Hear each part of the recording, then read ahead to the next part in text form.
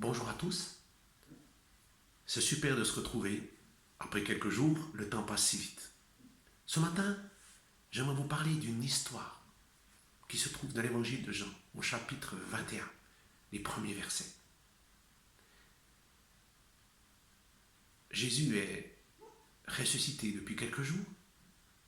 Les disciples sont dans le désarroi, désemparés. Et Pierre a décidé de reprendre son activité première, son activité de pêcheur. Et tout à coup, le texte nous dit qu'il décide d'aller à la pêche, il le fait savoir, et ses amis, qui sont aussi des disciples de Jésus, l'accompagnent. Allez hop, ils sautent dans la barque, et puis ils vont pêcher toute la nuit sur le lac de Galilée. Seul problème, seul bémol, toute une nuit de pêche sans prendre le moins de poissons. Et là, le texte nous parle de Jésus qui intervient sur le rivage, qui arrive, qui débarque en langage courant, et qui va leur crier « Hé les enfants, est-ce que vous avez quelque chose à manger pour ce matin ?» Et ils vont répondre « Ben non, rien du tout. » Cette histoire m'interpelle, et elle me fait dire que Jésus répond oui, mais à nos véritables besoins. Voilà les différents éléments que je veux approfondir maintenant pour répondre à cette question. J'aimerais d'abord dire que Pierre était un pêcheur expérimenté. C'était une affaire de famille chez eux. Et on ne peut pas lui reprocher qu'il ait pêché au mauvais moment, qu'il ait mal pêché, et que c'est à cause de cela qu'il n'a pas eu de prise. Non, non. Pierre savait ce qu'il faisait. Deuxièmement, Jésus intervient. Mais pourquoi Jésus intervient? Est-ce que vous croyez que Jésus intervient parce qu'il n'y a eu aucune prise pendant cette nuit de pêche? Non, je ne pense pas. Si Jésus intervient, c'est parce que pour ce matin-là, sur la table, à déjeuner, il n'y aura rien à se mettre dans le ventre, dans les entrailles. Ça, c'est un véritable besoin. Nous vivons dans une société de haute consommation, où les médias et les réseaux sociaux nous harcèlent de plus en plus pour créer en nous des besoins supplémentaires, des besoins superficiels, voire inutiles. Et là, je fais une courte parenthèse avec mon métier dans la vente.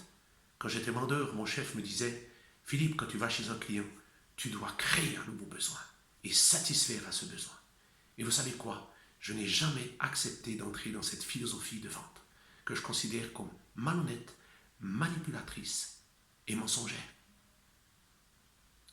Jésus ne fera pas le déplacement. Eh bien oui, si vous harcelez Jésus dans vos requêtes, dans vos prières, pour satisfaire à des besoins superficiels, futiles ou inutiles, je suis désolé de vous dire que Jésus ne fera pas le déplacement vers vous et il n'y aura pas d'exaucement.